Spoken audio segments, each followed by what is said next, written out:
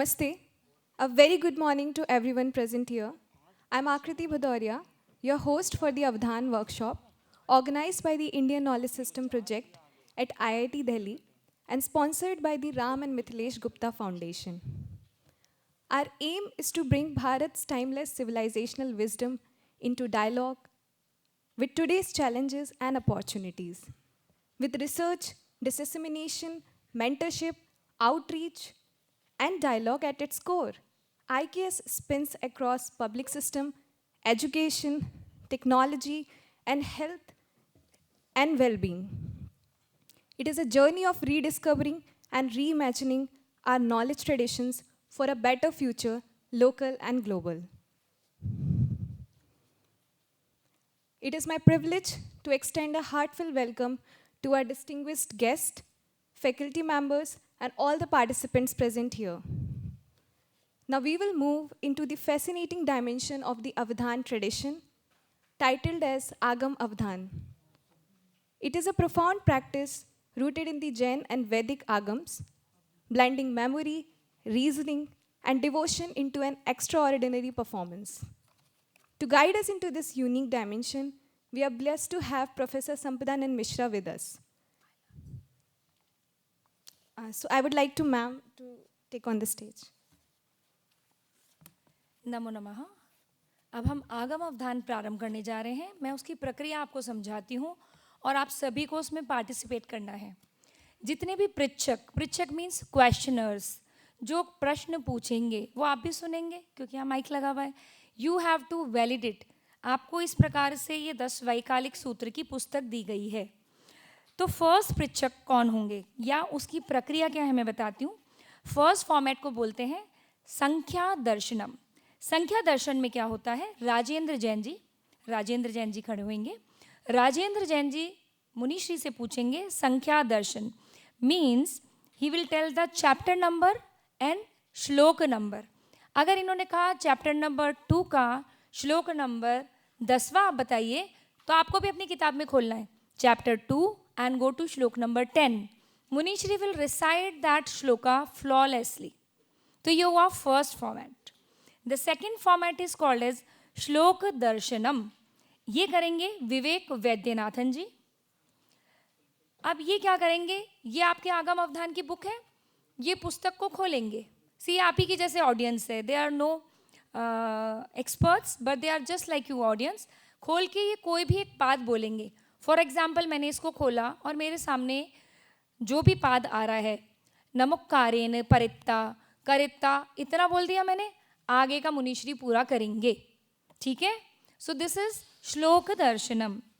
Then third is पाद दर्शनम। ये मैं करूँगी। इसके अंदर आई विल रिसाइट अ पाद और अ श्लोक जिसका Munishri will tell the chapter number and the shloka number and the pada number. पाद का मतलब होता है एक श्लोक में 4 होते हैं ना, कॉमा लगी हुई होती है, first second third and fourth. तो ही विल टेल ये थर्ड वाला है मतलब तीसरा पाद है या दूसरा पाद है। चैप्टर 2 है उसका 11वां श्लोक है, उसका तीसरा पाद है। अंडरस्टूड? अभी यस तो आनी चाहिए ना। आईआईटी की इतनी ढीली पब्लिक कैसे है? Audience should not be like this, you have to respond. ठीक है, pada darshanam is clear. Fourth is विलोम पठनम। विलोम का मतलब क्या होता है, कौन बताएगा? व्हाट इज विलोम? विलोम शब्द नहीं याद करिए बचपन में, उल्टा। ठीक है ना। तो विलोम पठनम में यहाँ पे होंगे वेद व्यास जी। ये वेद व्यास जी हैं, ये एक श्लोक बोलेंगे। ठीक है, कोई भी, अभी आप भी कोई सा भी खोल सकते हैं, पूछ सकते हैं, बाद में आप ही को पूछना है। जस्ट आफ्टर 1 राउंड और 2 round it is a public event. तो एक श्लोक बोलेंगे, अब मुनिश्री उसको बैकवर्ड्स पढ़ेंगे। मीन्स एक श्लोक में 4 पाद होते हैं, कॉमा लगे हुए होते हैं ना, 1 2 3 4। मुनिश्री पढ़ेंगे चौथा, तीसरा, दूसरा और पहला। Clear? That is called as विलोम पठनम। फिफ्थ इज अखंड पठनम। अखंड का मतलब क्या होता है? वो जो खंड नहीं हो रहा, मीन्स कंटिन्यूस रनिंग। इसके लिए हमारे पास हैं डॉक्टर प्रसन्न जी। डॉक्टर प्रसन्न जी अगेन आगम में से कोई भी श्लोक पूरा पढ़ेंगे। एक श्लोक पढ़ दिया, अब उसके आगे तक के जितनी देर 5 मिनट 10 मिनट जितनी देर तक प्रसन्न जी वापस नहीं कहेंगे मुनिश्री को ओम, तब तक ये कंटिन्यूस बोलते रहेंगे। वो 1 चैप्टर हो सकता है, 2 चैप्टर हो सकता है पुस्तक भी समाप्त हो जाए, कंप्लीट पारायणम हो जाए, तो दैट इज कॉल्ड एज अखंड पठनम. Then we have the 6th as shloka संख्या. इसके अंदर क्या होता है, वी हैव गोवर्धन दोषी जी. गोवर्धन दोषी जी अब ये पूछेंगे उनसे कि चैप्टर नंबर 8 है मुनिश्री, कितने श्लोक हैं, या फिर ये पूछ सकते हैं चैप्टर नंबर 5 है, इसमें कितने श्लोक है. अभी ये तो हम टेस्ट कर सकते हैं ना, बुक आपके पास है, go to chapter number 5, last page देखो कितने हैं. So that is called as shloka संख्या. 7th is called as Antakshari, which is being done by Vishnu ji.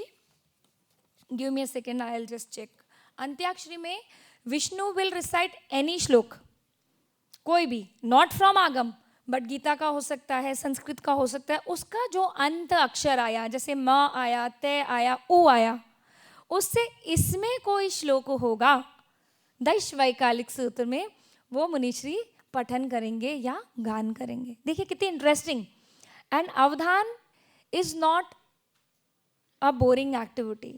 It is an art form. जैसे हम डांस देखते हैं, म्यूजिक देखते हैं, उसी प्रकार से ही हमारी बुद्धि को, हमारी चित्त शक्ति को जगाने की प्रक्रिया है.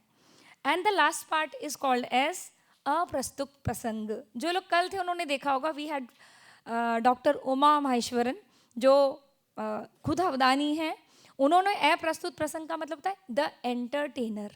आप लोग बोर नहीं हो ना, और मुनिश्री का ध्यान भंग करने के लिए हमारे पास रहेगा अप्रस्तुत प्रसंग. अब ये कोई भी बात पूछ सकते हैं,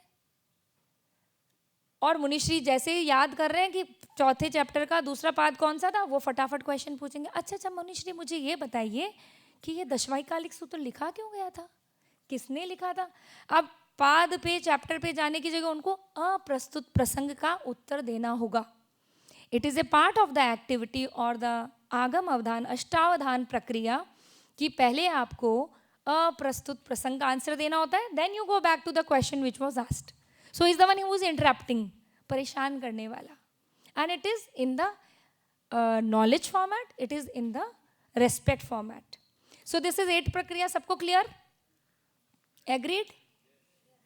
क्योंकि उसके बाद आप ही को पूछना अगले प्रश्न, just after 1 round.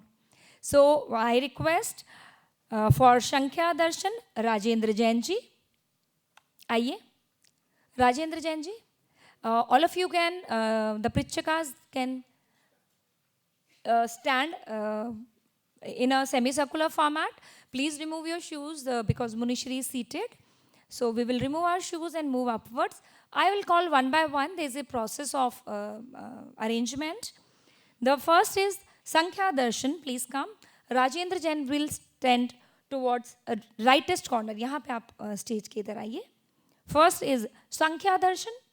So process is clear to all. Second is श्लोक दर्शन विवेक वैद्यनाथन जी. आप राजेंद्र जी के पास में आइए, that is second.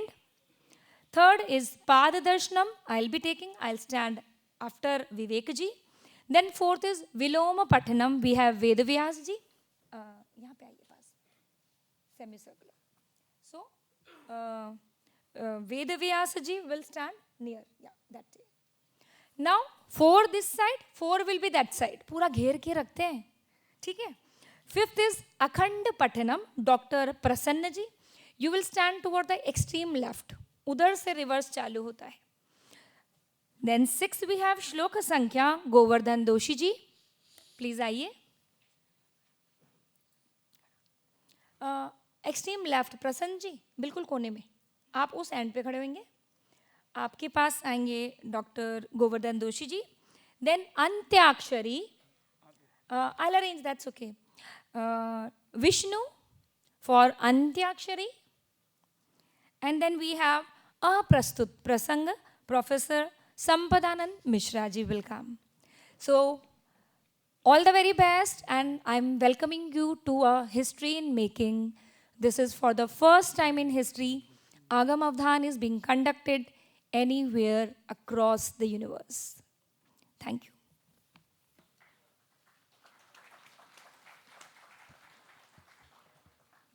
Thank you so much, ma'am, for explaining everything so well. We now arrive at the most awaited moment, the live performance of Agam Avdhanam. This is where scholarship meets practice, and the words of the scriptures come alive through memory, focus, and devotion. We are honored to witness this performance by Sri Dr. Abhijit Kumar Muniji. So let me introduce him. He holds a PhD in English with research on the doctrines of gods in Jainism. He has engaged with global leaders, including His Holiness the Dalai Lama, Dr. APJ Abdul Kalam, and Dr. Daniel Goleman. He has authored books such as Elevate, Experience the Real High, and Living Legend Muni Mahendra Kumar, and translated important Jain scriptures into English. Currently, he is pursuing the highly rigorous Shruta Dharana course, a hallmark of scriptural mastery in the Therapanth tradition. Let us open our hearts and minds as we experience the living tradition of Agam Avdhanam. May I now request Muniji to lead us from here on. Welcome to Agama Avadhana. आगम अवधान प्रारंभ करने से पहले हम मुनिश्री जी की अनुमति लेंगे। मुनिश्री, क्या हम आगम अवधान प्रारंभ कर सकते हैं? ओम। मुनिश्री की अनुमति से हम आगम अवधान प्रारंभ कर रहे हैं। प्रथम चरण में एक एक करके अलग अलग जो हमने फॉर्मेट्स 8 विधाएं आपको बताई है, उनमें एक एक प्रश्न पूछा जाएगा। सर्वप्रथम हम प्रारंभ करेंगे प्रसन्न जी से, राजेंद्र जी से, जो संख्या दर्शन पर प्रश्न करेंगे। पंचम सातवां। पंचम अध्ययन के पहले उद्देश्य का कि दूसरे उद्देश्य? पहला उद्देश्य। पांचवें अध्ययन पंचमम अध्ययनम पिंडेषणा पड़मो उद्देशो।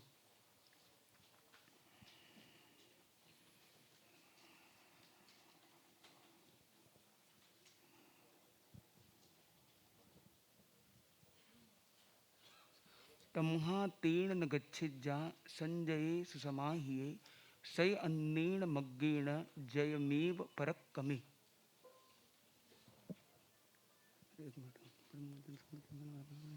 ठीक है, आप लोगों ने देख लिया। जब कोई भी आता है तो आप लोगों के पास पुस्तक है, तो आप पुस्तक देखकर मुनिश्री जी जो बोल रहे हैं तो वो सही बोल रहे हैं या नहीं बोल रहे हैं, आपको बोलना है। ओम।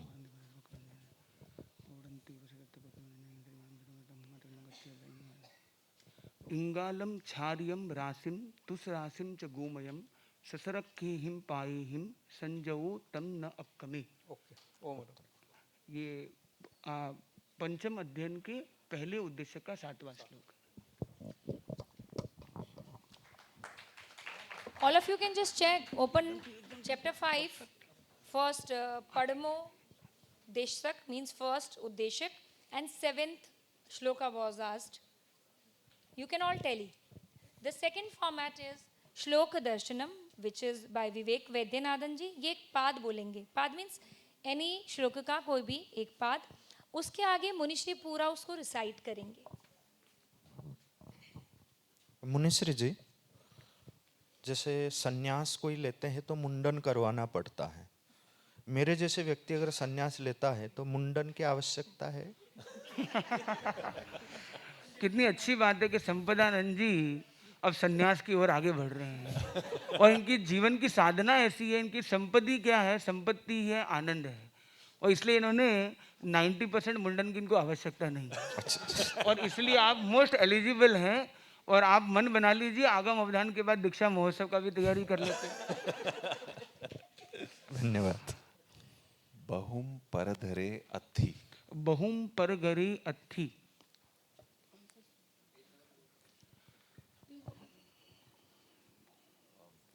All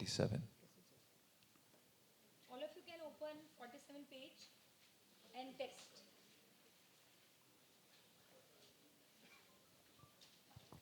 बहुम परगरे अत्थि इत्थियं वा पुरीसमम।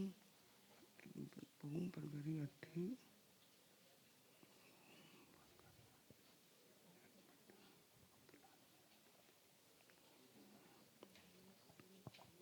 इत्थियं वा विपुरीसमं वंदमानो जायेजा नोयणं परुषं वै। बहुम परगरे अत्थि। एक वर्ड और आगे भूल सकते हैं मतलब उसका। विवाहम विविहम विविहम। हाँ विवाह, ठीक है। बहुम परगरे अत्थि विविहम पाण भूयणम विविहम हाँ। खई मसाइयम खाई मसाई मम न बहुम पर गरियथि विवियम खाई मसाई मम न तत्थ पंडियो कुप्पे इच्छादिज परो नवा। परफेक्ट। ओम। एक ये ध्यान देना है कि ये जो आगम में है ना, सेम स्टार्टअप्स वाले श्लोक बहुत अनेक सारे है, इसलिए थोड़ा सा आपको तो हमें एक लाइन पूरी बोलनी होगी. This is the information to पृच्छक बिकॉज इन आगम what happens with the same pada many श्लोकास बिगिन. तो आपको जब प्रश्न पूछना है तो जो फुल स्टॉप फर्स्ट वाला आ रहा है ना, पूर्ण विराम, वहाँ तक का पूरा बोलना है. अगर हम आधा बोलेंगे तो there can be many shlokas and हम तो कंफ्यूज होंगे, मुनिश्री तो नहीं होंगे, वो तो कोई सा भी सुना सकते हैं. ठीक है, okay. So the third format which I have to ask is Munishri ji, जब मुंडन से शुरू किया है तो ये चतुर्थ अध्ययन में 10 मुंड की बात होती है, तो वो थोड़ा सा समझा दीजिए. 10 मुंड. यहाँ पे एक शब्द है मुंडन, एक है मुंड. तो चतुर्थ अध्ययन में आता है कि एक साधु की एक यात्रा के बारे में, कि जिसे जीव अजीव का मतलब जिसके अंदर स्पिरिचुअल एनलाइटनमेंट हो गया, तो स्पिरिचुअल जर्नी पर चलता है वो. तो चौथे अध्ययन के 2 पार्ट्स हैं. पहले पार्ट में 23 सूत्र हैं, फिर 28 श्लोक हैं. तो 28 श्लोकों की यात्रा में 13वां नंबर श्लोक में वो कहते हैं तया मुंडे भविताणम पव्व इये अणगारियम. तो बोले मुंड होकर वो अनगार बनता है, साधु बनता है. तो उसकी साधना की तरफ उसे मोटिवेशन वहाँ पे मिलता है और वो साधना में और आगे बढ़ जाता है अंदर. ठीक है. बहुत अच्छा. ओम अरहम. ओम. Third format is Pad Darshanam. So I will be reciting one Pad. Munishri has to tell the chapter number and the shloka number. Right? So in front of you I am just opening the book. Okay. एम ए समना मुत्ता जे लोए संति साहुणा विहंगमा व फुफ्फेसु दान भत्ते सने रया. ये प्रथम अध्ययन के 3रा श्लोक है. पढ़मम अध्ययनम दुमपुफ्फिया का 3रा श्लोक है ए में ए समणा मुत्ता जे लोए संति साहुणो विहंगमा व पुफ्फेसु दान भत्ते सने रया. All of you can just open first chapter, 3rd shloka. Right? तो हमने वो बताया, मुनिश्री ने उसका चैप्टर एंड श्लोक संख्या बताई. द फोर्थ फॉर्मेट इज विलोम पठनम. ये बहुत इंटरेस्टिंग होता है. अभी Ved Vyas ji will recite the full shloka, Munishri will recite in reverse order. हेहो हलेति अन्नेति भट्टा समीय गोमयी होल गोल वसूलेति पुरीसम नैव मालवे. हाँ, all of you can open ये पेज नंबर 63. 7th चैप्टर का ये श्लोक देखेंगे आप. एक मिनट. 15 16 नियर 18-19 श्लोक. बोलना उल्टा बोलना है इसको, हाँ बोलना है. रिवर्स बोलना है. 7th page chapter 63. एक बार वापस एक बार रिपीट करेंगे. हाँ, ये स्पष्टता से वापस पुनः बोलेंगे. हेहो हलेति अन्नेति भट्टा समीय गोमये होल गोल वसूलेति पुरीसम नैव मालवे.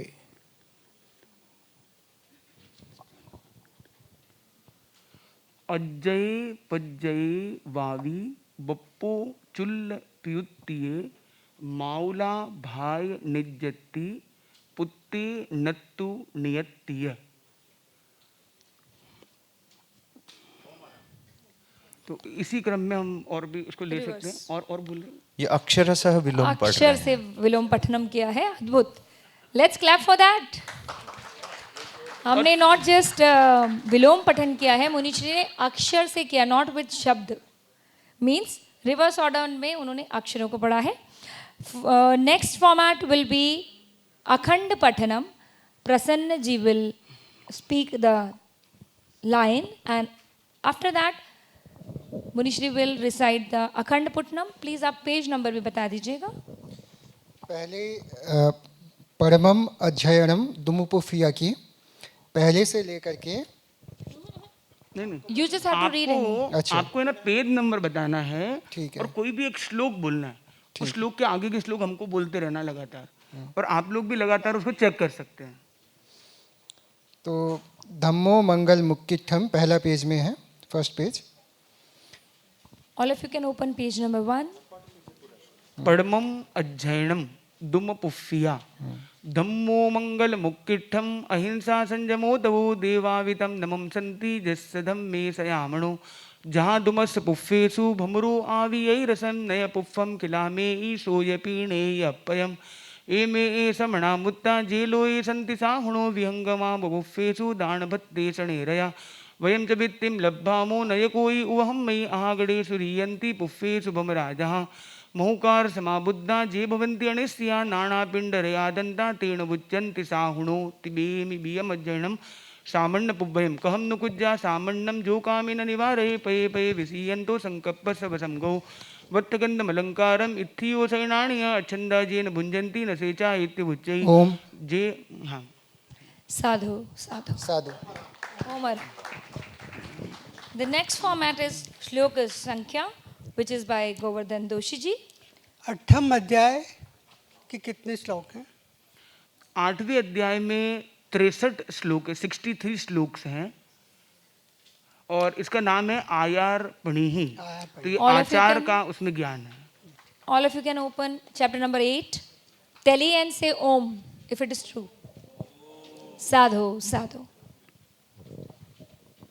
मुनिश्री जी, जैसे आगम में दृष्टि की बात होती है, जो 4 दृष्टि की, क्षेत्र दृष्टि, काल दृष्टि, भाव दृष्टि, और वो दृष्टि 4 दृष्टियों के हिसाब से फिर हमारे भोजन का भी विभाग होता है, रात्रि भोजन का। तो रात्रि भोजन तो करते नहीं जैन मुनि लोग, तो फिर रात्रि भोजन का विभाग क्यों होता है? बहुत ही सुंदर प्रश्न है, प्रासंगिक है। 6ठे अध्ययन के 25वें श्लोक में आप देख सकते हैं, जहाँ पर दिया है निगंथा राई भोयणम कि सब्बाहारम न भुंजंती निगंथा राई भोयणम। ये 6ठे अध्ययन का 25वें श्लोक का अंतिम लाइन है, जिसमें बताया गया कि साधु रात्रि में भोजन न करे। और ये दिया गया है कि रात्रि में फिर भोजन का विभाग क्यों, क्योंकि भोजन अलग अलग समय पर लोग करते हैं। तो जो साधु उपवास करता है, व्रत करता है, रात्रि भोजन का व्रत तो वो करता ही है, पर जो उपवास करता है तो उसको उपवास को बताया गया 36 घंटे का उपवास, जबकि 12-12 घंटे तो वो सूर्यास्त है, संत मस्त है। तो सूर्यास्त से सूर्योदय तो कभी खाते ही नहीं है, पूरी लाइफ नहीं खाते। पर जब उपवास की हम बात करेंगे तो हम उन 12 घंटे को भी उस व्रत में गिनेंगे अंदर। मतलब दिन के 12 घंटे नहीं खाए, पर पहले के 12-12 घंटे 36 घंटे जो हो गए। इसलिए उपवास का आगम में जो नाम है वो उपवास नहीं, वो है चौथ भक्त। मतलब 4 संध्याओं को उन्होंने देख लिया, मतलब सूर्योदय, सूर्यास्त, ऐसे करके वो टाइमिंग को जुड़ा गया है कि 4 इवेंट सूर्योदय या सूर्यास्त के उन सभी टाइम में वो व्रत में रहते हैं अंदर। उत्तम। तो इसलिए वो समय। ओम, धन्यवाद। Next format is Antyakshari that Vishnu would be taking. मनुष्य Vishnu will recite any shloka of any text and उसका जो अंतिम अक्षर होगा हम सुनते हैं क्या है, और वो जो अंतिम अक्षर होगा उससे कोई भी गाथा या श्लोक 10 वैकालिक सूत्र से मुनिश्री गान करेंगे। मुनिश्री, मुझे भी आपकी आशीर्वाद से एक मौका मिला है। अभी मुझे कालिदास जी की, महाकवि कालिदास जी की एक श्लोक याद आ रहा है। मंदक कवि यश प्रार्थी गमिष्याम उपहास्यताम प्रांशुलब्धे भले लोभात उद्बाहुरिव वामनः। नकार से आप। तो ये एंड इन्होंने ना से किया है, तो हम न से एक श्लोक लेना चाहेंगे। तो 5वें अध्ययन के पहले उद्देशक का 91 नंबर श्लोक हम लेते हैं। न सम्म मालो यम हुज्जा पुब्बिम पच्छावजम कड़म पुणो पडिक्कमे तस्स वोसट्ठो चिंतये इमम। ओम, ये उत्तम। आप देख सकते हैं 5वें अध्ययन के पहले उद्देशक का 91 नंबर श्लोक। So we have completed the first round. Let us One more round. have one more round, but before we go to the first round completion, let us clap for it. This is for the first time Agam Avadhana is happening, and it was Excellent. So again we go to Rajendra ji for the first facet, which is Sankhya Darshanam.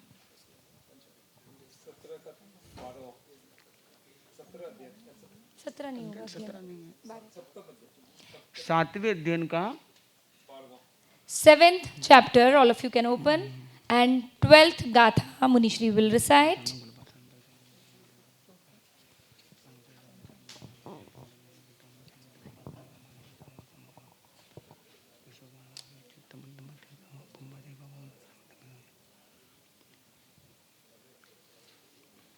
सातवें अध्ययन का 12वां श्लोक।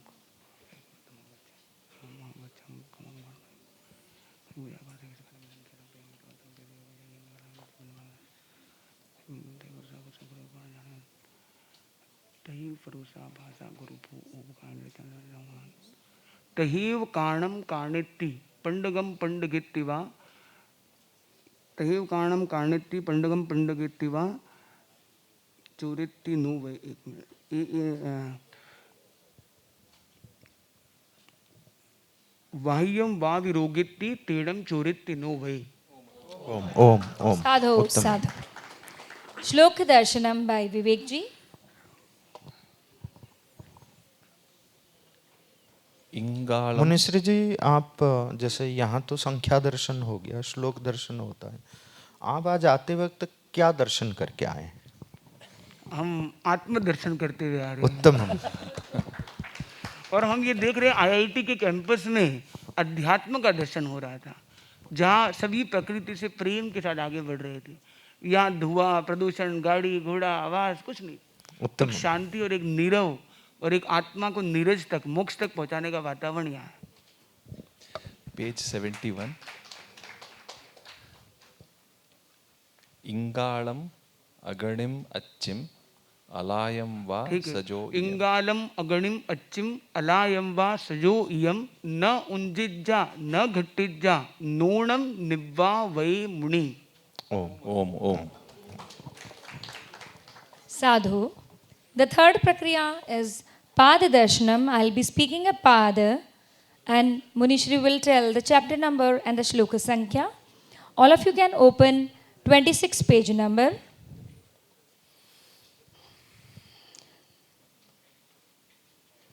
Jaya Chayai Sanjogam Jaya चयई संजोगम सब्बिंदर बाहिरम तया मुंडे भवित्ताणम पव्व ईए अणगारियम। ओम। You have to tell the chapter number and the shloka sankhya. Chapter number 4 में 28 श्लोकों की journey चल रही है और वहाँ 18 नंबर श्लोक है ये। Excellent. Om Arham. और The next- आपकी अच्छी ट्यूनिंग है। आपने भी मुंड वाला ही श्लोक पूछा था, मुंड के बारे में, तो ये मुंड के ऊपर ही श्लोक है। Astu. The next format is Viloma Pathanam, which Vedvyas ji will ask. अच्छा मुनिश्री जी, अब मुंड की बात आई है तो जैसे 10 मुंड की बात होती है तो उसमें होता है कि क्रोध भी एक मुंड होता है, क्रोध को त्यागना पड़ता है। लोभ भी एक मुंड होता है। मद मात्सर्य जैसे षड्रिपु होते हैं, एक एक मुंड होते हैं। तो आपने कौन से मुंड को मुंड से मुंडन किया था संन्यास लेते वक्त? तो इसलिए हम उस साधना की तरफ आगे बढ़ रहे हैं कि केश का मुंडन हो जाए भले, अगर क्लेश का मुंडन ना हो तो क्या फायदा? उत्तम।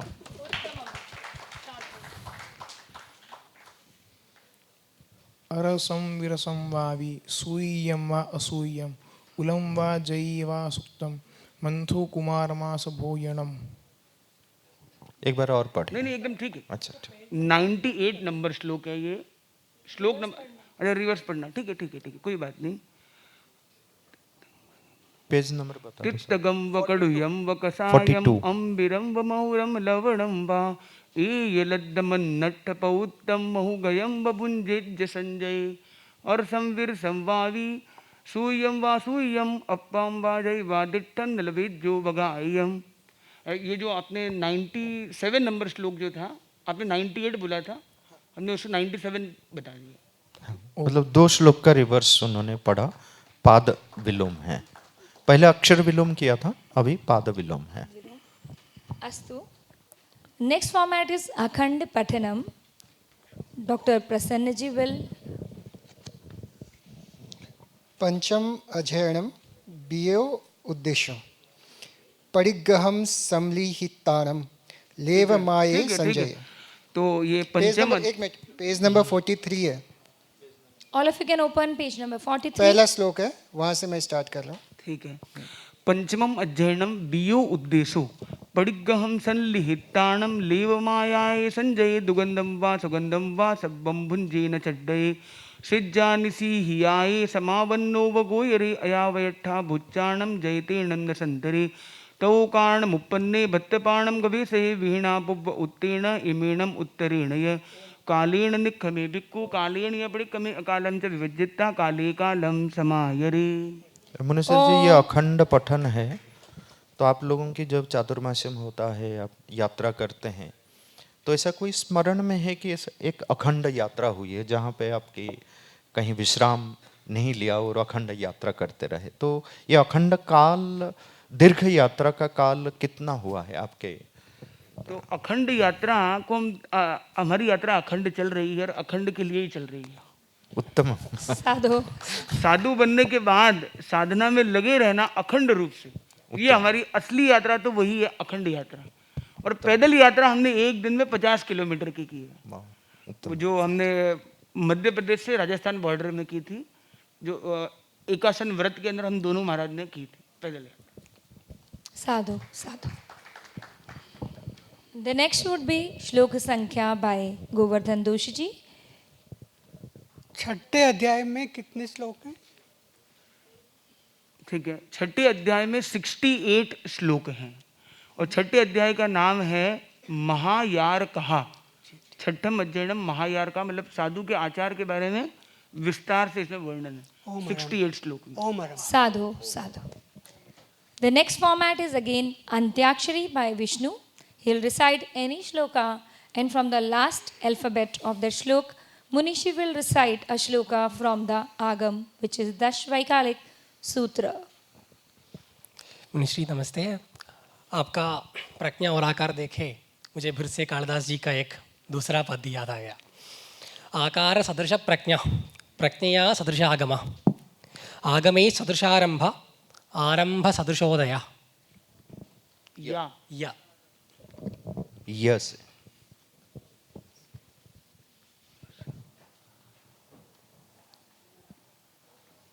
क्योंकि ये या से एंड हो रहा है तो हम उसको आ से मान लेते हैं।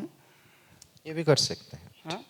कर सकते। क्योंकि य से संबोधित श्लोक रेयर है इस बुक में मिलने। आलो इयम इंगियमेव नच्चा जो छंद मारा हय ईस पुज्जो।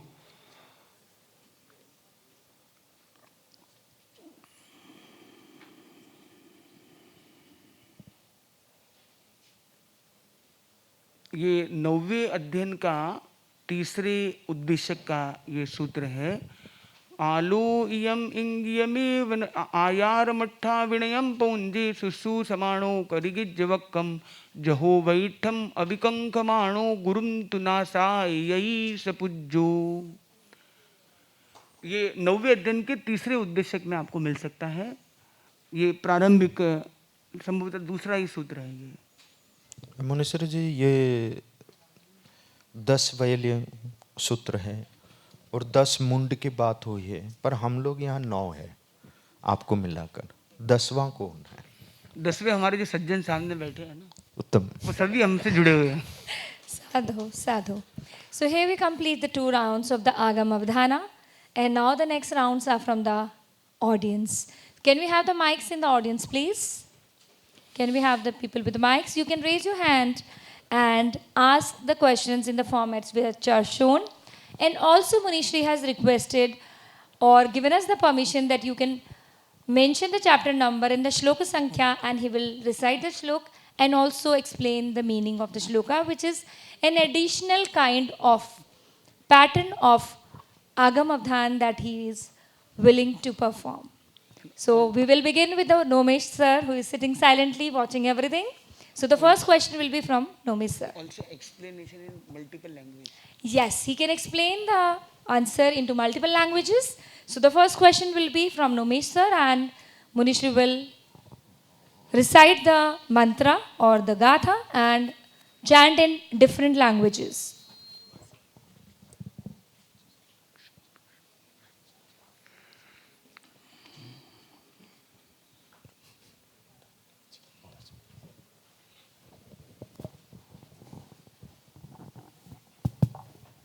प्रणाम मुनिश्री।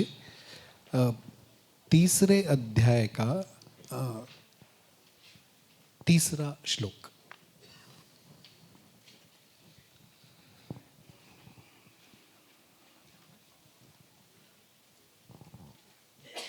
सन्निहि गीहि मत्तेय राय पिंडे किमिच्छये संबाहणा दंतपहोयणाय संपुच्छना देहपलोयणाय। ओम। Munishri, the meaning and explanation in different languages for the shloka. ठीक है, तो 3.3 third chapter. So in this stanza, in this couplet from the Jain Agam Sutra, Dashvaikalik Sutra, the third chapter, where the chapter's name is Shullikachar Katha, means the conduct of a sadhu in very short. And here 54 types of anachar, what a muni should not do, are given. And in this third shloka, a few anachars are mentioned. Sannihim chana kubvijja.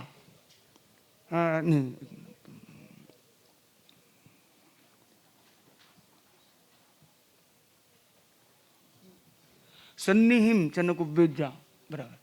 हाँ जो हाँ गिहिणो तन्ना। हाँ तो इस so here the different types of anachar are mentioned that sadhu should not have. मतलब sadhu should not have any cleanings for looking beautiful.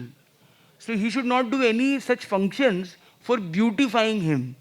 For cleaning hygienic purpose he may do things, but he should not take shower, he should not comb his hair, or he should not do any such act to beautify him, to show him better.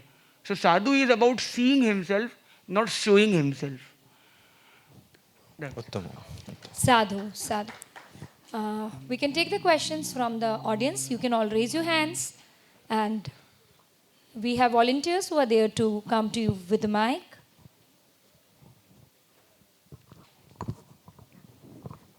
नमस्कार मुनि जी। मैं आधा श्लोक बोलूँगी, आप आधा पूरा कर दीजिएगा। अगुति बम्बे चेरस इथियो यावी संकनन। ठीक है, अगुत्ती बम्बे। आप पेज नंबर बता सकते हैं, सब लोग चेक कर सकेंगे। ये चैप्टर नंबर 6 में है। हाँ जी। और 6 के सेकंड लास्ट पेज एंडिंग में है। मतलब ये 6 चैप्टर खत्म होने वाला, मतलब वहाँ पे 1-2 पन्ने बाकी है। ठीक है, आप पेज नंबर बता दीजिए तो बाकी सब लोग भी चेक कर सके। ये 50 नंबर, पेज नंबर 58 चैप्टर 6 में आपने फर्स्ट वर्ड बोला अगुत्ती बम्ब चेरस इथियो यावी संकणम। हाँ जी। कुशील वड्डणम ठाणम दूरवो परिवज्जय। हाँ जी, हाँ जी। ठीक।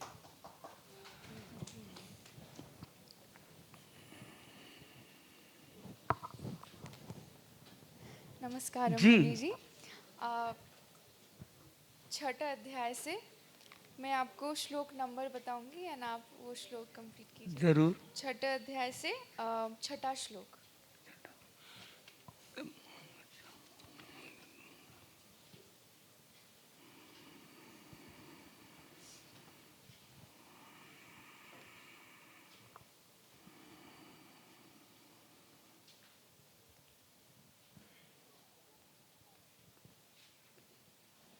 तमहा गच्छामो वक्खामो। एक मिनट, वो 7th का 6th श्लोक है।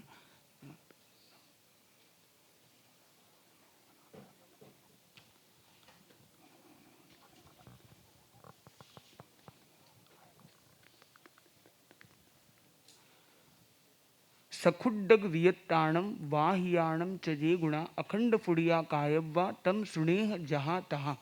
ओम और एडिशनल एक साथ में इसका मीनिंग भी हम कर लेते हैं। एक बार वापस हम श्लोक को रिपीट करेंगे। अब आप रिपीट कीजिए श्लोक। सखुड्डग वियत्ताणम वाहियाणम च जे गुणा अखंड फुड़िया कायव्वा तम सुनेह जहाँ तहाँ। ठीक है, तो जरूरत होने पर आपको रिपीट हो सकता है, जरूरत बोलने की पड़ सकती है। सो दिस श्लोक ऑफ द 6th श्लोक from the 6th chapter shares with us about the Mahachar Katha. Earlier we were discussing about Shullik Achar, means the sadhu's achar in very short. There we were discussing about the don'ts, what not to do. Now here in the 6th chapter, it explains us what to do. So what is sadhu asked to do? Sakhuddag viyattanam vahiyanam cha je guna akhand fudya kayavva tam suneha jaha taha. So sadhu should speak akhand. He should live the life of akhand, as akhand was introduced by Sampadanand ji also. Yes, very good. Sadhu. The next question. And I'm happy girls are also asking questions today. So all the questions are from the girls' side. What are men doing? नमस्ते मुनिश्री, मैं एक श्लोक का एक पाद बोलूँगी, आपको वो श्लोक पूरा करना है और ये कौन से अध्याय में है और श्लोक संख्या क्या है ये बताना है। जाई मंता इमे रुखा। जाय मंता इमे रुखा।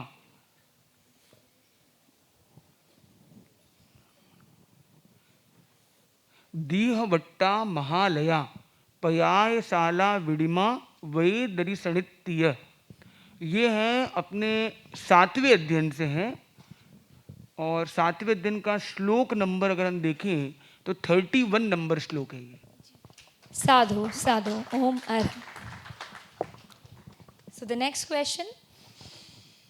All of you can be the Aprastut Prasang also, the entertainer.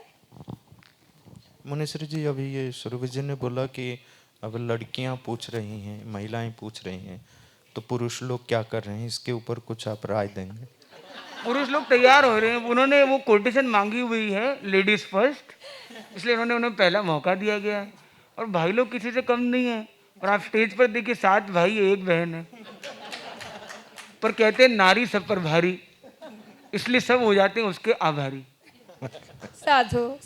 नमस्कार स्वामी जी, मेरे जैसे प्रिय भैया ने कालिदास के श्लोक बोले थे। मैं अपने गुरु विष्णुगुप्त के एक श्लोक को आपसे पूछना चाहता हूँ। ना निर्मिता केन ना दृष्ट पूर्व ना श्रुते हेमामी कुरदगी तथापि तृष्णा रघुनंदस्य विनाश काले विपरीत बुद्धि। बुद्धि धी से, ध से। तो बहुत ही सुंदर आपने स्टार्ट दिया। बुद्धि है तो वो विपरीत बुद्धि नहीं, हम अनुकूल बुद्धि की बात कर लेते हैं। तो उसके लिए आता है हमारे पास धर्म। धम्मो मंगल मुक्तिठम अहिंसा संयमो तवो देवावितम नमम संति जस्य धम्मे सयामणो। ये 1.1 है, पहले अध्ययन का पहला ही श्लोक है। गुरुजी अच्छा होगा आप इसका मतलब भी बता दें। विना धम्मो मंगल का श्लोक का, हाँ श्लोक का, यस यस। सो अब हम इसको अलग लैंग्वेज में लेते हैं, गुजराती में हम थोड़ी बात करेंगे। तो हाँ पहले हिंदी, तो पहले हम हिंदी में करेंगे, फिर उसको गुजराती में भी कन्वर्ट करेंगे हम। तो धम्मो मंगल मुक्तिठम अहिंसा संयमो तवो, ये जितने जैन मुनिराज होते हैं तो सामान्यतः उनके प्रवचन का ये एक बेसिक बिंदु होता है, ये श्लोक को लेकर वो एक्सप्लेनेशन करते हैं। और ये एक ऐसा श्लोक है जो मल्टी कल्चर या मल्टीपल धर्म को कनेक्ट करता है, क्योंकि ये धर्म की परिभाषा बताता है कि धर्म जैन धर्म, बौद्ध धर्म, हिंदू धर्म, सनातन धर्म, मुस्लिम, ये धर्म अलग अलग धर्म नहीं। बड़ा आदमी कंफ्यूज हो जाता है कि धर्म सही कौन सा है भाई, अच्छा कौन सा, बुरा कौन सा, सही गलत, अलग अलग भेदभाव है, इन सबको मिटाने वाला ये श्लोक है। ये कहता है धम्मो मंगल मुक्तिठम, धर्म मंगल है, धर्म उत्कृष्ट है। कोई भी धर्म ले लो आप, धर्म क्या है, मंगल है, धर्म उत्कृष्ट है। धम्मो मंगल मुक्तिठम, जिसके अंदर अहिंसा संयम और तप, ये 3 एलिमेंट जिसमें मिल जाए, जिसमें हिंसा की बात करें वो धर्म धर्म नहीं है। जिसके अंदर तपस्या और त्याग की बात ना हो, खाली भोग करने की बात हो, वो धर्म धर्म नहीं है। तो जिसके अंदर भी अहिंसा और संयम साधना की बात ना हो, तो वो धर्म धर्म नहीं है।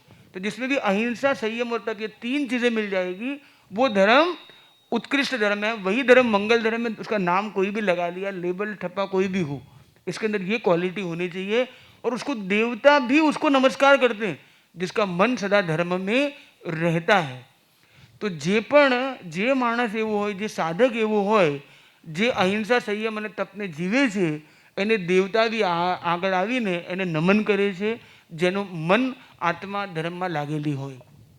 साधु साधु ओम ओम। मुनिश्री जी मैं तो अप्रस्तुत प्रसंग हूँ। आप प्रस्तुत हैं? नहीं, मैं अप्रस्तुत प्रसंग हूँ, पर आप ऐसा कुछ विशेष प्रसंग प्रस्तुत करना चाहेंगे क्या? अरे वाह, तो हम एक स्टोरी आपको शेयर करना चाहेंगे, और जो हमारे इस आगम से भी कनेक्ट होती है। पड़िमम पड़िवज्जिया मसाणे नो भाय ए भय भीरवाइन दिस्स विविह गुण तवो रये नित्यम न शरीरम चाबि कंखई जेस भिक्खु। तो ये स भिक्खु नाम का 10वां अध्ययन स भिक्खु में ये श्लोक उपलब्ध होता है। और इस श्लोक के अंदर जो बताया गया कि साधु ऐसी साधना करता है कि स्मशान में भी रात बिताता है, और उसको कई तरह के टॉर्चर या टॉर्मेंट्स आते हैं, डिफिकल्टीज, चैलेंजेस आती है, फिर भी वो संभाव में रहता है। तो वैसा ही कुछ हमारा भी एक प्रसंग बना, पर टॉर्चर नहीं हुए। अच्छी बात ये, पर हमने भी स्मशान के वहाँ पे रात बिताई। संयोग से हम लोग विहार करके जा रहे थे, हमारे बड़े महाराज जो आगम के ही मर्मज्ञ थे, आगम मनीषी प्रोफेसर मुनि महेंद्र कुमार जी स्वामी, तो 80s की एज थी, लंबे विहार नहीं हो सकते हैं, जगह देखी हुई नहीं, और जहाँ पहुँचे बोले यही स्मशान है।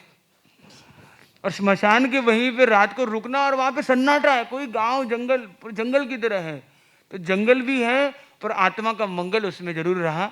और हमने ये फील किया कि जो शरीर छोड़ के जो आत्माएं चली गई है, वो भी कोई वहाँ पे भटक नहीं रही थी, कोई अटकी हुई नहीं थी, सब आगे बढ़ चुकी थी, किसी ने कोई प्रॉब्लम क्रिएट नहीं किया। धन्यवाद अप्रस्तुत प्रसंग के कहने पर इस विशेष प्रसंग को प्रस्तुत करने के लिए। The next questions, all of you can raise your hands. नमस्कार मुनि जी, जैसे भगवद गीता में एक श्लोक है, अहम वैश्वा नरो भूत्वा प्राणिना देहमाश्रितः प्राणापान समायुक्त पचाम्यन्नम चतुर्विधम। उसी के तौर पे वैसे आप कुछ और श्लोक बता सकते हो इस जो आपके ग्रंथ? बिल्कुल। आपने जो श्लोक बोला उसका अर्थ आप जानते हैं? हाँ, जो हम जो भी खाने की तौर पे बोलता है वो, हाँ, भोजन करते हैं, ग्रहण करते हैं। हाँ जी सर, पूरा आप बता दीजिए उसे। अच्छा, मैं बताता हूँ अभी। बराबर है।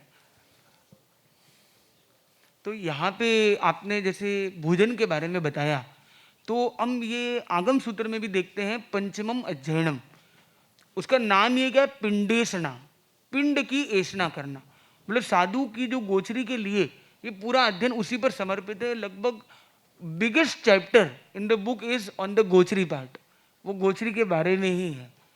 और इसमें यहाँ पे बताया गया है कि गोचरी करते करते करते लास्ट में जो है, जब वो खाना लेके आ जाए, और साधु गोचरी में लेके आया, कुछ कड़वा आ गया, मान लो आपने ककड़ी बनाई, वो ककड़ी कड़वी निकल गई। आपने ककड़ी की सब्जी बनाई थी, सब्जी कड़वी हो गई।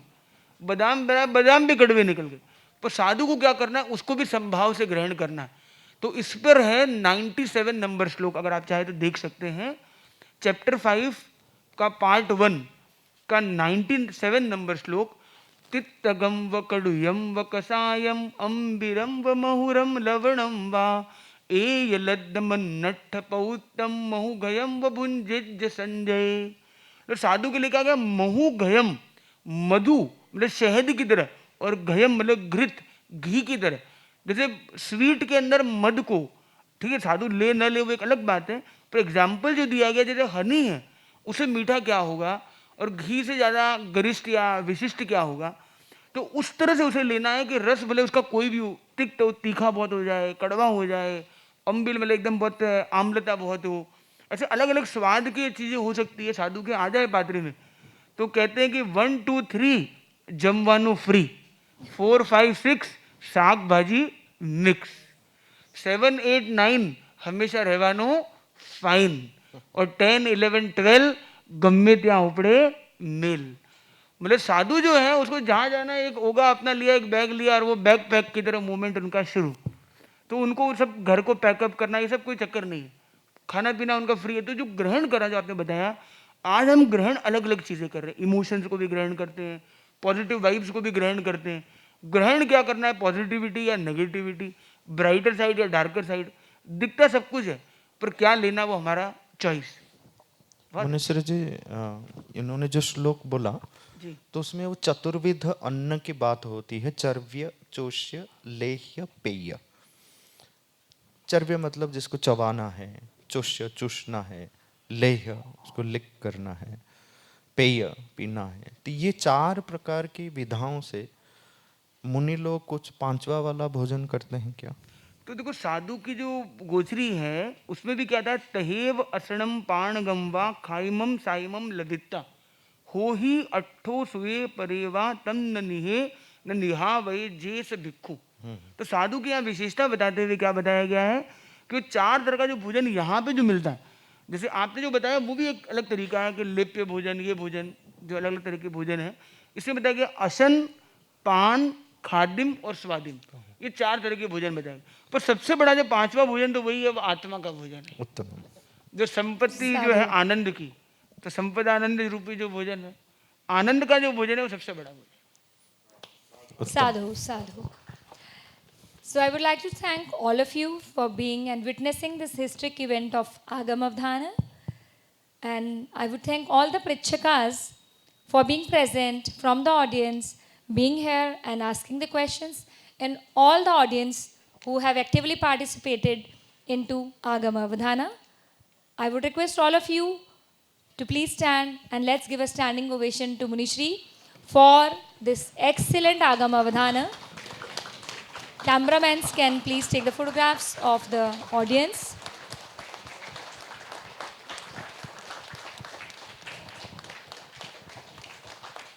ये समर्पित है हमारे गुरुदेव परम पूज्य आचार्य महाश्रमण जी, जो अपने हर प्रवचन की शुरुआत आगम से करते हैं. उन्हीं की प्रेरणा थी. और हमारे प्रोफेसर संपदानंद जी और सुरभि जी भगत, जो भगत है अपने आप में, तो वो दर्शनार्थ पहुँचे थे. चर्चा जो हमारा कल अवधान हुआ उस पर हो रही थी और हम आगम का स्वाध्याय कर रहे थे. तो उन्होंने बताया गीता अवधान हो रहा है. बोले गीता अवधान हो रहा है, कितने श्लोक है गीता में? बोले 700 है. बोले ये हम आगम कर रहे हैं, ये तो 750 है, तो क्या इस पर भी किया जा सकता है? बोले जरूर हो सकता है. और इनका जो एक्साइटमेंट और एनकरेजमेंट था, इसी से ये एक रूप इसका और आगे बढ़ा है. तो अभी हम थोड़ा सा और आगे लेते हुए इसकी डीकोडिंग पर भी कुछ चर्चा आगे कर सकेंगे. ये पहली बार एक सफल प्रयास हुआ आगम अवधान पर. इससे पहले कभी आगम अवधान नहीं हुआ था. तो ये सारी प्रक्रिया जो है गीता अवधान के प्रक्रिया के अनुगुण ही हुआ है. तो ये एक सफल प्रथम बार आगम अवधान, इसलिए मुनीश्री जी को भी बहुत बहुत अभिनंदन. और हम सबको भगवान की मुनीश्री जी के आशीर्वाद कामना करते हुए अभी इसको हम समाप्त करते हैं. अभी अनुरोध है कि मुनीश्री जी ये जो प्रक्रिया है और अवधान कैसे होते हैं, क्या उनके साधना है, उसको डिकोड करके आपके समक्ष अपने विचारों को रखेंगे. धन्यवाद. आज की ये एक सुंदर समायोजना ये सफल तभी हुई है जब गुरु का आशीर्वाद मिलता है. तो कल हमें बताया गया कि सुरभि मैडम ने अनाउंस किया कोई सामान यहाँ पे पार्टी पर नहीं रहेगा, पर हमने फिर भी रखा. एक डायरी है हमारे पास जिसमें हमारे गुरुदेव आचार्य महाप्रज्ञ जी और आचार्य प्रवर के संदेश हाथ से लिखे हुए कागज़ है.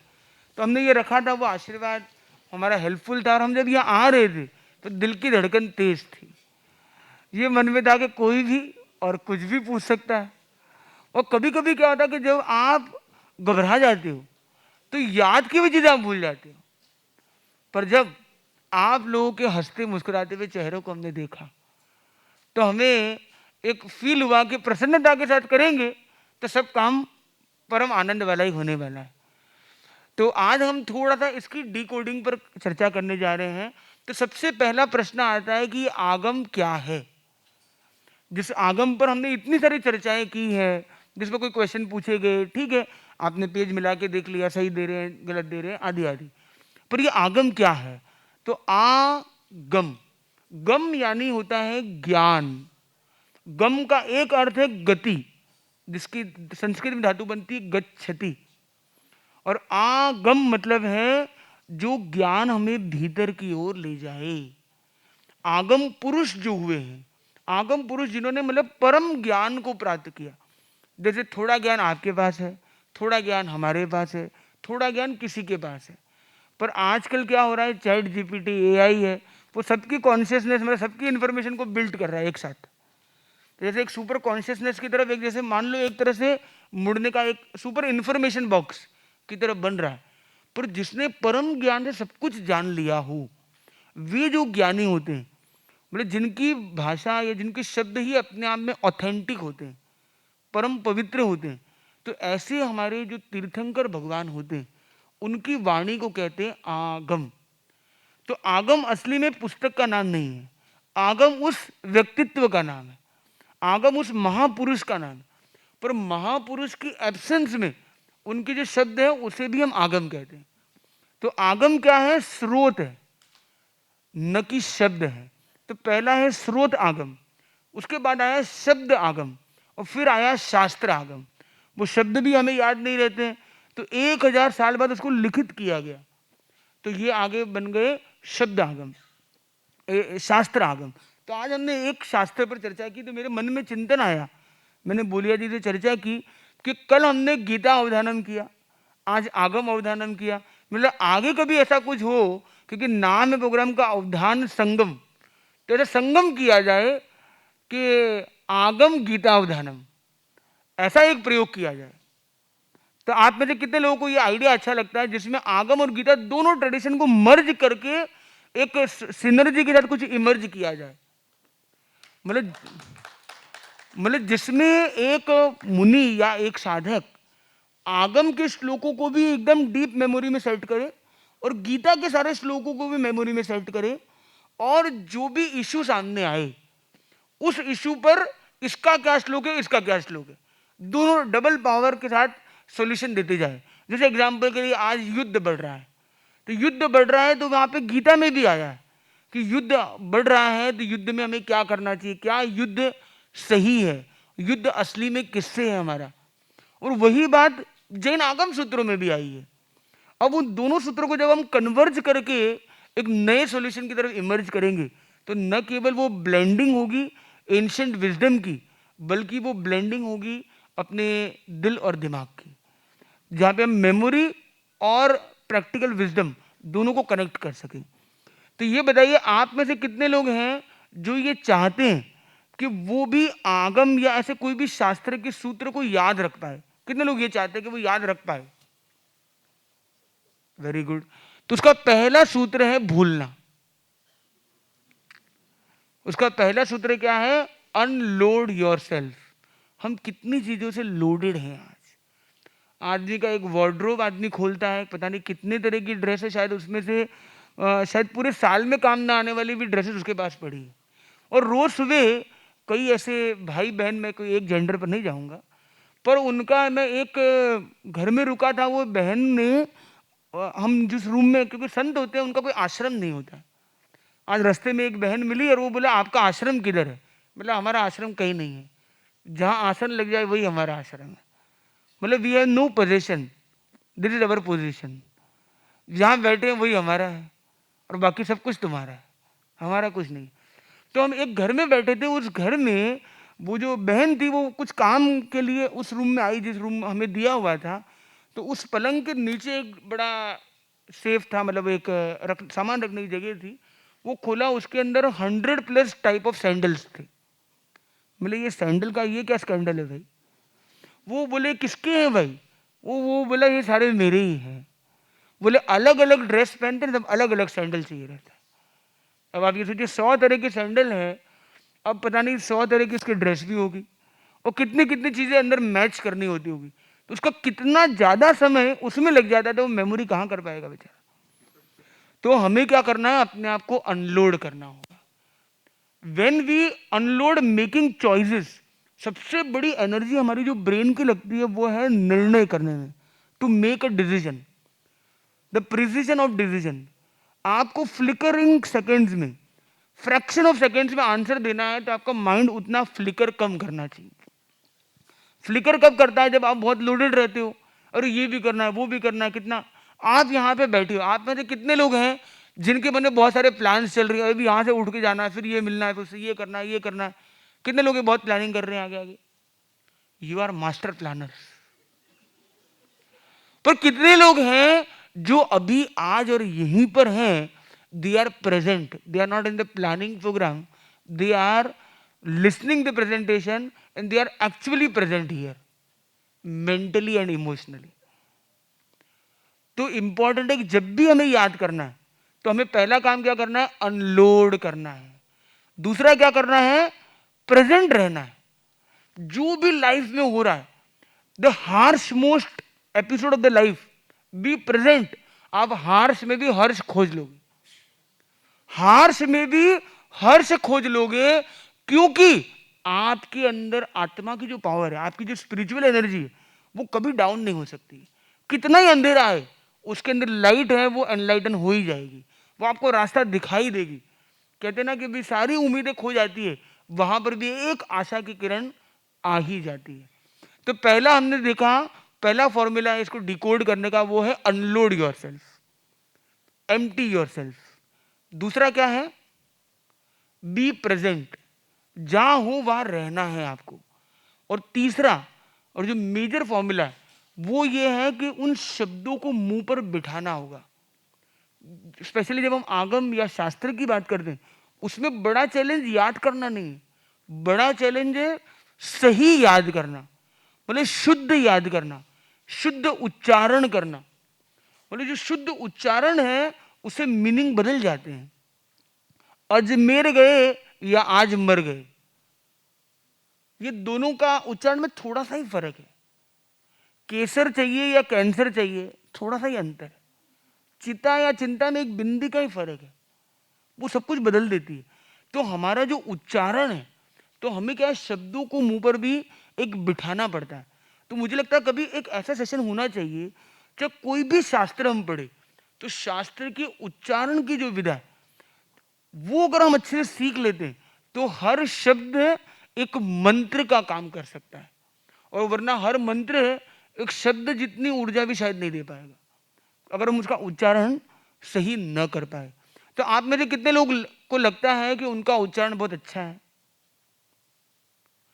कितने लोगों को लगता है कि उच्चारण सही होना जरूरी है? कितने लोगों को लगता है कि उच्चारण सही करना इजी है? कितने लोगों को लगता है उच्चारण सही करना बहुत डिफिकल्ट काम है? चलो हम संस्कृत प्राकृत छोड़ देते हैं, हिंदी में बात करते हैं। तो हिंदी में भी बोलना है। आप में से कौन एक ऐसा व्यक्ति है जो शुद्ध हिंदी में बात कर सकता है? 1 2 3। आप ये सोचिए, ऐसा कितने लोगों को हिंदी आती है? हाथ ऊपर करेंगे। अरे आप सबको आती है, और मैं कह रहा हूं हिंदी में बात करनी, आप घबरा रहे हो। 3-4 हाथ ही ऊपर हो रहे हैं, ऐसा क्यों? क्योंकि हमने हिंदी में भी क्या कर दिया, इंटरमिक्स कर दिया, अंदर सब कुछ मिक्स एंड मैच कर दिया है। हिंदी बोलते बोलते हमारे बीच में कुछ इंग्लिश शब्द आ जाते हैं, कभी कोई और लैंग्वेज आ जाती है, कभी इंग्लिश हो जाती है, वो कभी खिचड़ी हो जाती है अंदर। तो इम्पॉर्टेंट है कि अगर हमारी मेमोरी पावर को हमें बढ़ाना है तो चौथा एक प्रयोग हम कर सकते हैं कि एक धुन में रहना, एक धुन लगाना, क्योंकि हमें फोकस लगाना है, हमें अवधान करना है। तो हमने एक प्रयोग किया कि आज मैं पूरा दिन केवल हिंदी में बात करूंगा, पर भूल से भी एक भी इंग्लिश शब्द नहीं आना चाहिए। या एक पूरा दिन करना शायद डिफिकल्ट हो सकता है, चैलेंजिंग हो सकता है, क्योंकि देखो मैं भी इंग्लिश शब्द यूज में ले रहा हूं, पर आप 10 मिनट के लिए, 1 घंटे के लिए फैमिली में ऐसा एक राउंड करते हैं कि चलो सब फैमिली वाले सबको बोलना है, आज सबको खाली हिंदी में बोलना है या खाली इंग्लिश में बोलना है। तो कोई एक भाषा में भी जब फोकस रहना है तो वो भी एक बहुत बड़ा स्किल है। तो हमने कुछ बातें आज हमने की है। अब मैं चाहता हूं कि आप में से किसी के मन में कोई क्वेश्चन हो, आगम को लेकर, अवधान को लेकर, मेमोरी को लेकर, माइंड पावर को लेकर, इमोशनल बैलेंसिंग को लेकर या अनलोडिंग को लेकर, तो वो पूछ सकता है। गुरुजी, हमारा क्वेश्चन है कि लेफ्ट माइंड और राइट माइंड भी होता है, परमानेंट मेमोरी और टेम्पोररी मेमोरी भी होते हैं, तो इसको हम लोग कैसे इंक्रीज करें? और तो चलो छोटी सी एक्टिविटी से हम चलते हैं आगे। तो सभी लोग है ना अपना लेफ्ट हैंड ऊपर करेंगे, वो इसको क्लॉकवाइज घुमाएंगे, मतलब सीधा आगे की तरफ। 1 2 3 3 राउंड किए। अब राइट हैंड लेंगे, उसको रिवर्स ऑर्डर में घुमाएंगे, एंटी क्लॉक में चलाएंगे। 1 2 3। अब दोनों को एक साथ चलाना है, इसको क्लॉक, लेफ्ट को क्लॉकवाइज, राइट को एंटी क्लॉकवाइज, ठीक है। 1 2 3। अब देखिए अपना अपना देखिए और अपने बाजू वाला का देखिए, आपको आनंद आएगा, ठीक है। अब ये जो छोटा सा काम हमने किया है, तो एक जब क्लॉक चलता है दूसरा भी क्लॉक में चलने लग जाता है। एक एंटी क्लॉक है, दूसरा में एंटी क्लॉक चला जाता है, पर एक क्लॉक और दूसरा एंटी क्लॉक। यानी जब हालात चैलेंजिंग आ जाए तब भी हम अपने अंदर की उस प्रसन्नता, प्रकाश को बनाए रखें। जब वो सब कुछ एंटी चल रहा है तब भी हम क्लॉकवाइज आगे चल पाए, ये हमें अपने दिमाग को बनाना है अंदर। तो ये क्या कहता है, ये लेफ्ट एंड राइट जो बॉडी के पार्ट्स हैं, इनको ऐसा कहा जाता है कि हमारे ब्रेन के इनवर्स हेमिस्फीयर इससे कनेक्टेड है। तो लेफ्ट ब्रेन, राइट ब्रेन, मतलब है ब्रेन तो एक ही है। मैं तो बोलेंगे इसके बाद डबल दिमाग है, दिमाग एक ही है। ये 2 दिमाग या 1.5 दिमाग, 1.25 दिमाग, वो सब नहीं है। दिमाग एक ही है, उसके 2 हेमिस्फीयर है, 2 पार्ट्स हैं। जैसे पृथ्वी एक है, नॉर्थ हेमिस्फीयर, साउथ हेमिस्फीयर, उसी तरह से। और इसको ऐसा कंडीशनिंग कही गई है कि एक लॉजिक और रीजनिंग पर बेस्ड है और एक इंट्यूशन और इन सेंटर्स को करता है। पर साइंस ने जैसे जैसे तरक्की की है तो वो एग्जैक्टली ऐसा नहीं रहा है, वो सब कुछ इंटरमिक्स हो चुका है एक्चुअल में, कि कई इस तरफ भी इमोशन के सेंटर है, इस तरफ भी लॉजिक के हैं, ऐसा अभी आजकल इंटरमिक्स हो रहा है।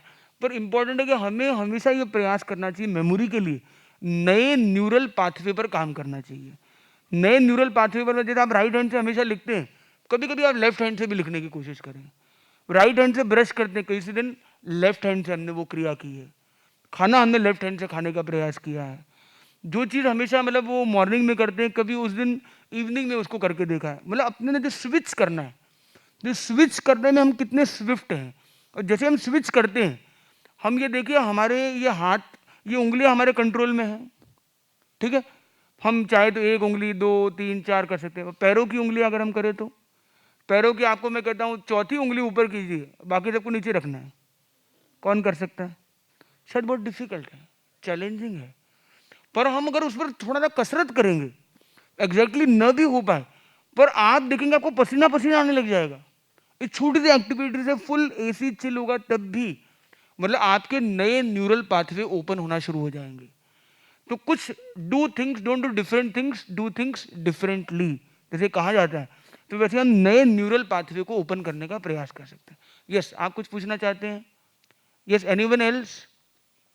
यस, सुरभि जी ने भाइयों को जगा दिया, अब सारे प्रश्न भाई लोग हमारे पूछ रहे हैं। नमः स्वामिने, मेरा एक प्रश्न है आपसे। जी। आज जो हमने साक्षात्कार यहाँ पे किया है वो दुर्लभ तो नहीं है, क्योंकि भारत की पूरी परंपरा श्रुति परंपरा की रही है। लेकिन एक जो बात मुझे पूछनी है कि जब छात्र जीवन में हम होते हैं, हमारी अवस्था 8 से 9 के बीच में होती है, तो गुरुकुल में छात्र तो पूरे के पूरे वेद को स्मरण कर लेते हैं। लेकिन जब हम ग्रेजुएशन में आते हैं, इस अवस्था में आते हैं, तो याद करना थोड़ा कठिन होता है। आपने कुछ बातें बताई, अनलोड करो और कैसे स्मरण करो। मैं आपसे जानना चाहूँगा कि स्मरण कैसे करना है। जैसे कि आपने जो पुस्तक दी उसमें बहुत सारे सूत्र हैं या श्लोक हैं, तो क्या हमें चारों पादों को एक साथ पढ़ करके याद करके दूसरे सूत्र पे जाना है? आप हमें प्रक्रिया बताइए कि कैसे हम अष्टाध्याय याद कर सकते हैं, कैसे हम गीता याद कर सकते हैं। बहुत ही सुंदर प्रश्न है आपका। आपका नाम क्या है? आदर्श। आदर्श, तो आप आदर्श मार्ग पर आगे बढ़ने के लिए तैयार हैं। तो इम्पोर्टेंट ये है कि हम आगम हो या कोई भी शास्त्र सूत्र हमें याद करना है, तो उसका पहला स्टेप है अपना माइंड सेट। हमें अपने मन को सेट करना है। मतलब मन में हमारे क्या डायलेमा चलता रहता है, ये पढ़ लूँ या ना पढ़ूँ, इसको पूरा कर लूँ या आधा कर लूँ तो भी चलेगा, या नहीं किया तो भी चलेगा। तो हम जब ये हाफ हार्टेडली करते हैं तो वो पूरा हम अंदर उतर नहीं पाते हैं। तो सबसे इंपॉर्टेंट है हमारा माइंड सेट, उसको पूरा कमिटमेंट में लेके आना है। तो कमिटमेंट में हो। सेकंड है excitement, we should be excited to do it. तो पहला है we should be committed to do it, second है we should be excited to do it. मेरे अंदर एक एक्साइटमेंट कैसे आएगा, और ये आगम अवधान आज तक किसी ने नहीं किया, वो एज ओल्ड स्क्रिप्चर्स हैं, वी नो एवरीवन। सारे साधुओं ने कभी ना कभी याद भी किया हो, पर उसको उस तरीके से डीपली न भी किया हो मान लो, पर हमने क्या उसको एक एक्साइटमेंट ले लिया अंदर। अपने अंदर हम कैसे एक do what you love but एक लव व्हाट यू डू, जो भी आप करते हो उससे प्रेम कैसे आप जोड़ देते हो। तो आपके अंदर शास्त्र याद करने के लिए या उसमें उतरने के लिए पहला चाहिए कमिटमेंट, दूसरा चाहिए एक्साइटमेंट, और तीसरा चाहिए उसका art of reading it, art of speaking it. तो जो प्रोनाउंसिएशन है वो बहुत ज़रूरी है। अगर हमने प्रोनाउंसिएशन कर लिया तो आधा रास्ता तो वहीं पार हो गया। इस शब्दों को बिठाने में हमने एक सूत्र याद किया था, भक्तामर स्तोत्र। वो याद करने में 44 श्लोक है, बड़े बड़े श्लोक्स हैं, तो कई लोगों को 44 डेज भी लग जाते याद करने में। हमने उसको 3 दिन में याद किया। कैसे याद किया?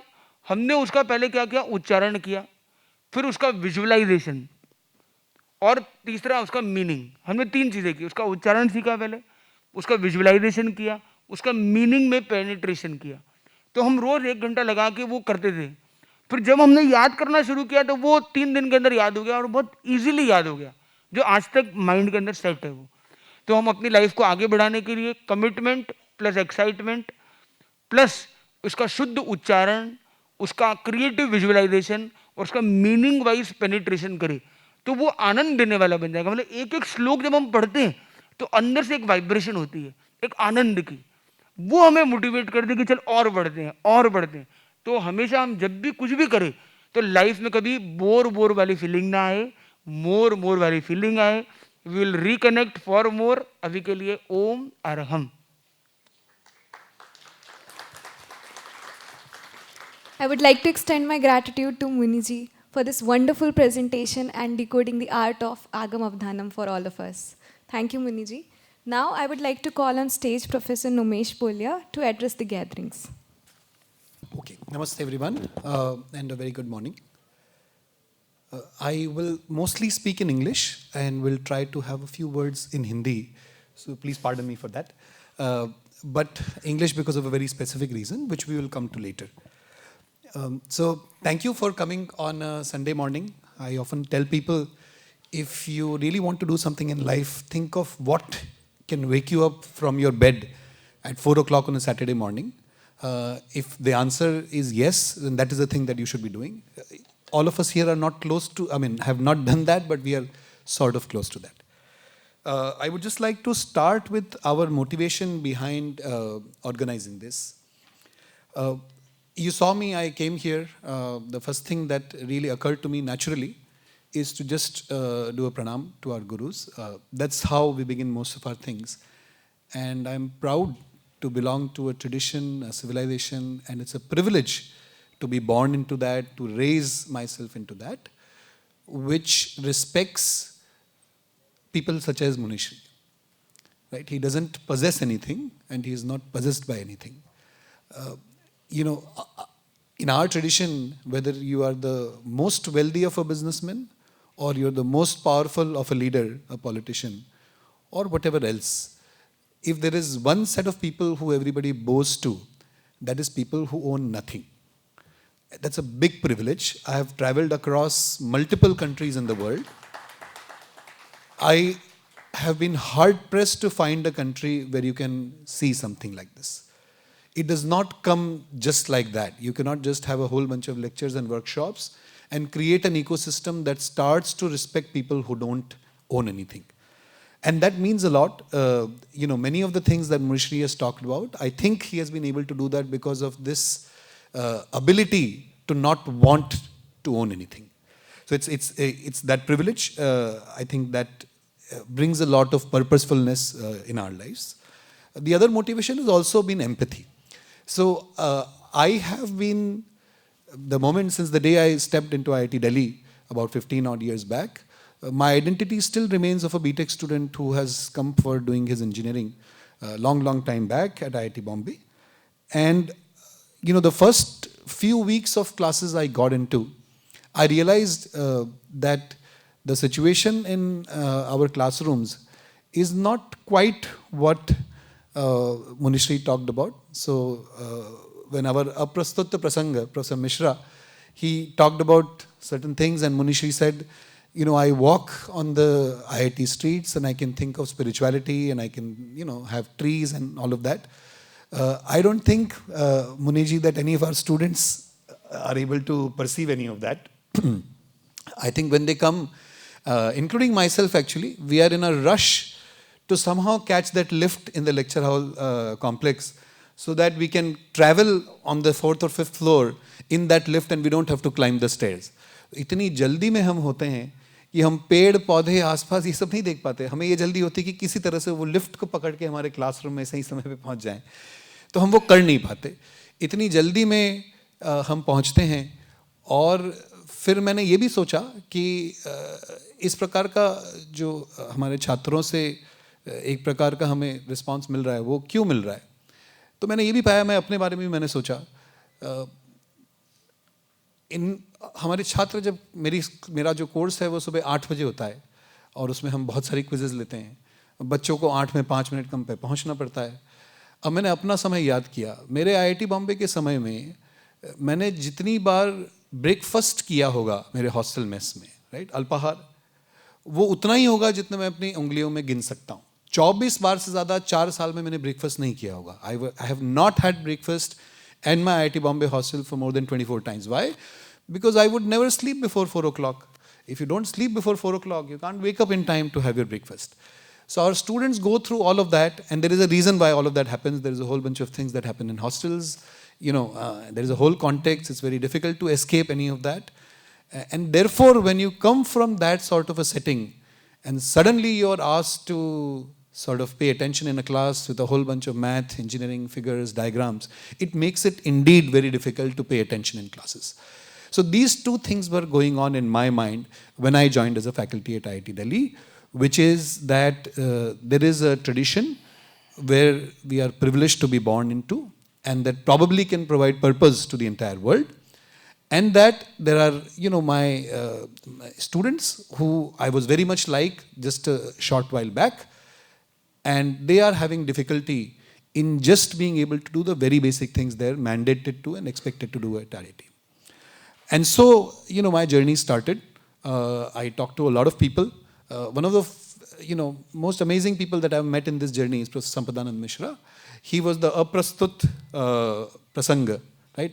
So, by the way, Avdhan has this practice. The role of Professor Sampadanand Mishra, I don't know how many of you got it, was to keep on disturbing Munishri so that he is not able to bring his attention together. He was asking him all kinds of questions so that, you know, to sort of test whether he can manage all the concentration in this time.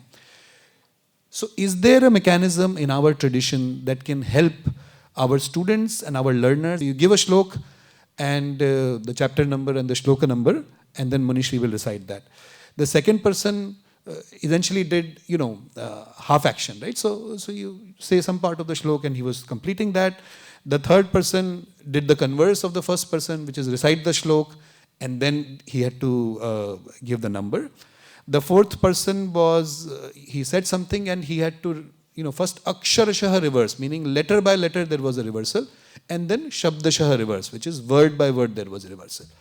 Right? And then was Akhand Pathan. So somebody started from somewhere in this big text, and then he had to keep continuing, not just 1 or 2 shloks, but until he was stopped. And then there was, you know, Shabda Sankhya. So not just the kind of memory where you remember the shloka and the corresponding the Sankhya, but also the number of shlokas in a particular chapter. Right? And then there was Antyakshari. So some random shloka, and then wherever that ends, you start off the Agama Shloka from there.